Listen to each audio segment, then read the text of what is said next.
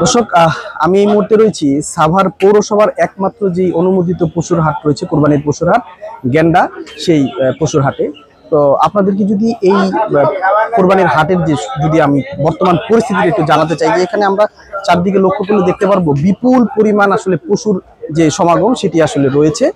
তো বিশেষ করে আপনার এখানে বড়, মাঝারি এবং ছোট এই তিন আকৃতির গরুই দেখা যাচ্ছে। তবে এখানকার আগত যে ক্রেতা যারা রয়েছে তাদের সাথে আমরা কথা বলে যেটি জানতে পেরেছি, মূলত মাঝারি এবং ছোট সাইজের যে গরুগুলো রয়েছে সেগুলোর চাহিদা একটু বেশি।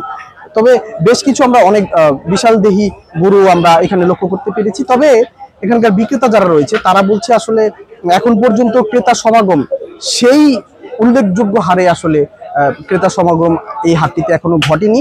তারা বলছে যে তাদের আশানুরূপ যে দামটি, বিক্রেতাদের ভাষ্য যে আশানুরূপ যে দামটি সেটিও তারা এখনো সেভাবে পাচ্ছে না। তারা বলছেন যে আসলে একটি পশু পালনে যে গোখাদ্য থেকে শুরু করে আনুষঙ্গিক যেই খরচ যেগুলো থাকে সেগুলোর আসলে অস্বাভাবিক বৃদ্ধির কারণে এবার আসলে পশুর দাম তারা কিছুটা বাড়তি হাঁকাচ্ছে বলে তাদের দাবি। তবে ক্রেতা যারা রয়েছে তারা তাদের মধ্যে একটা মিশ্র প্রতিক্রিয়া আমরা লক্ষ্য করেছি। কিছু কিছু ক্রেতা বলছে আসলে পশুর দাম গতবারের তুলনায় প্রায় অনেকটাই বেশি, আর কিছু ক্রেতা বলছেন যে না, দাম এখনো সহনশীল পর্যায়ে রয়েছে।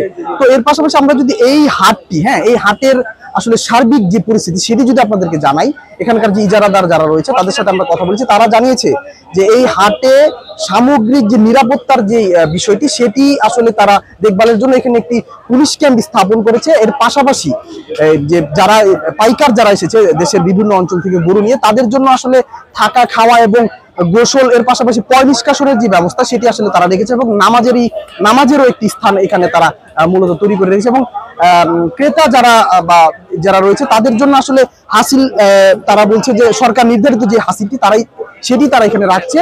আর এর পাশাপাশি জাল টাকা শনাক্তকরণের জন্য তারা এখানে মেশিনের ব্যবস্থা রেখেছে। এর পাশাপাশি পশুর যেন কোনো ধরনের সমস্যা না হয় এবং সেটি হলে তাৎক্ষণিক চিকিৎসক এখানে একজন রয়েছে, ভেটেরিনারি চিকিৎসক, তার দ্বারা আসলে এখানে পশু চিকিৎসার ব্যবস্থাও রাখা হয়েছে।